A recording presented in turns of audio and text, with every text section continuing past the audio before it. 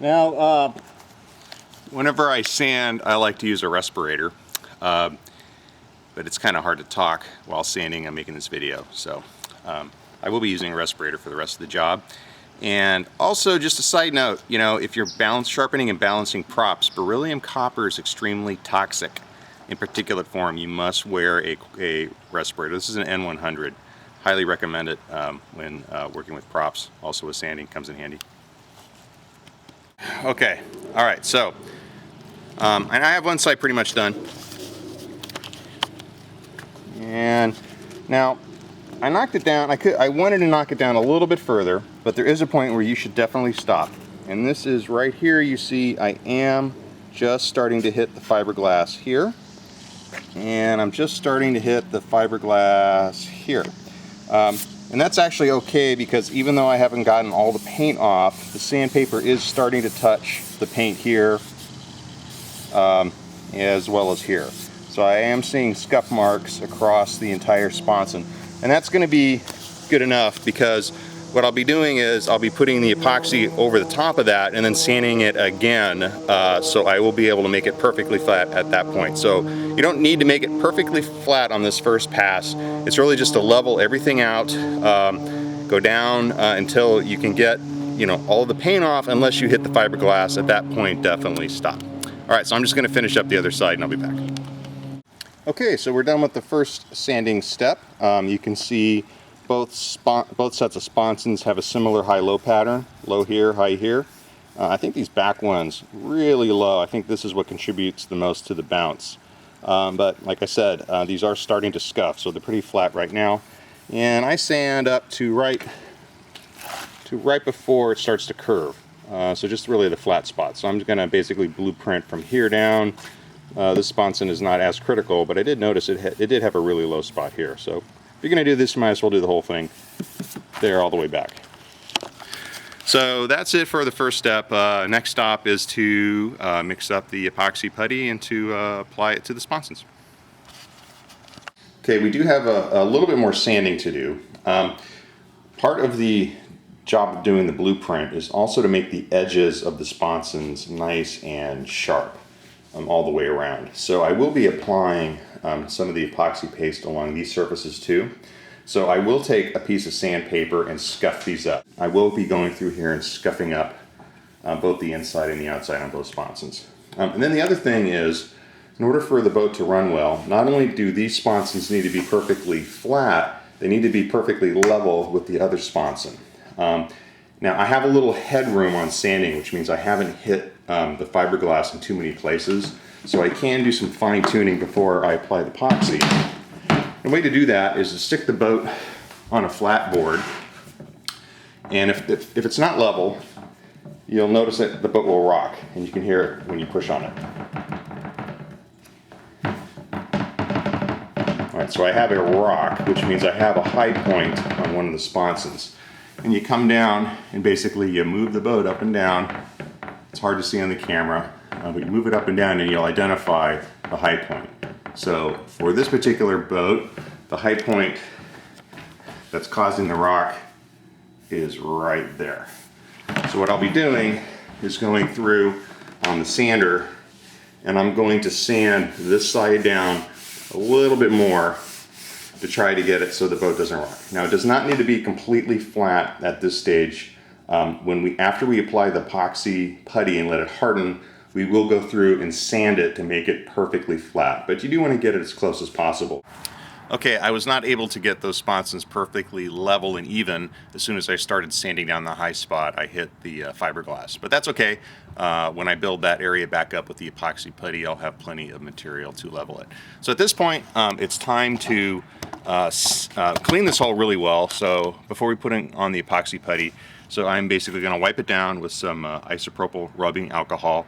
When in doubt, you know, always test the solvent on some part of the boat, usually the canopy, to see if it's going to cause any problems. I tested this on the canopy and it did not hurt the paint at all, so I'm just going to use that to clean the boat.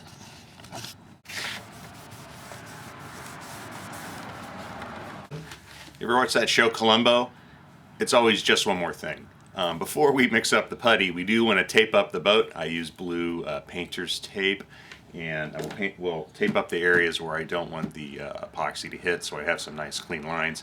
I'll show you what that looks like when I'm done. Alright, that's all taped up.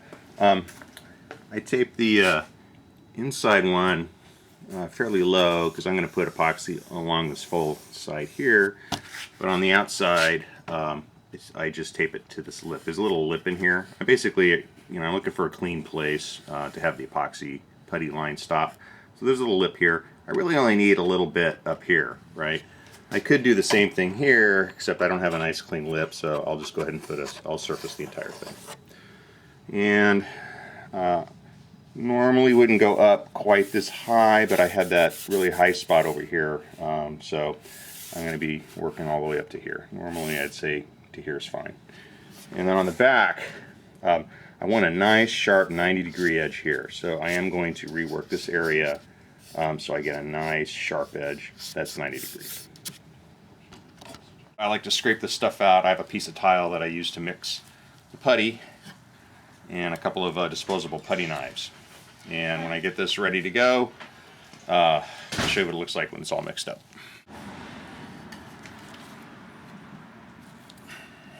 Alright, when I get this done, we'll get ready to apply. I'm just going to get a layer on first, and I'll worry about making it really smooth.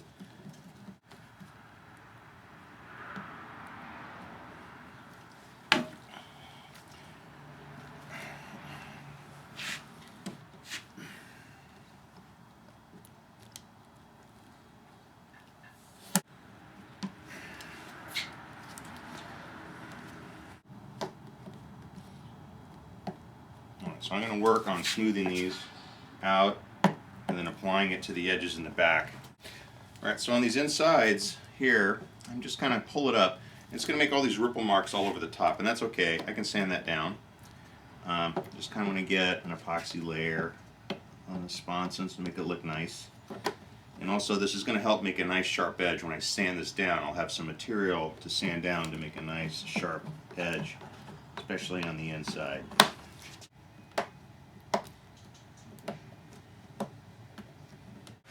I should note that I do want quite a bit of extra material on the back here because I really want this to be a sharp 90-degree angle. It's not quite 90 degrees stock. And then when I'm about done, I do one final pass with kind of a clean putty knife, relatively clean. Do one final pass.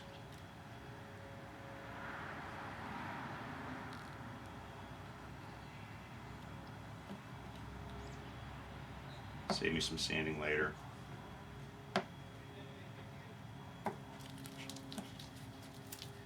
I do want to work this back end up, so I do want a lip there to sand.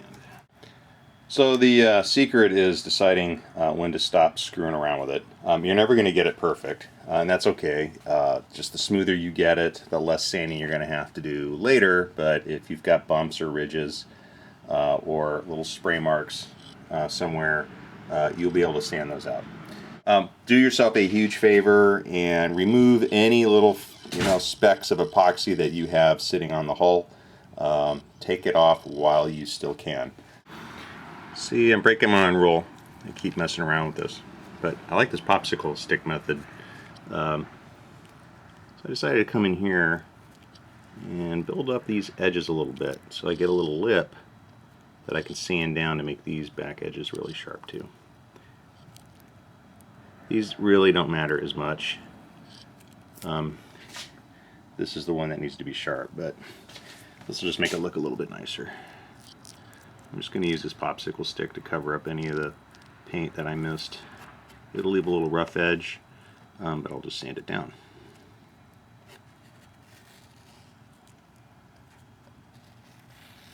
We're going to let this harden up. When it's almost hard, not quite completely hard, I'm going to peel off that tape, and then we'll get ready for some sanding.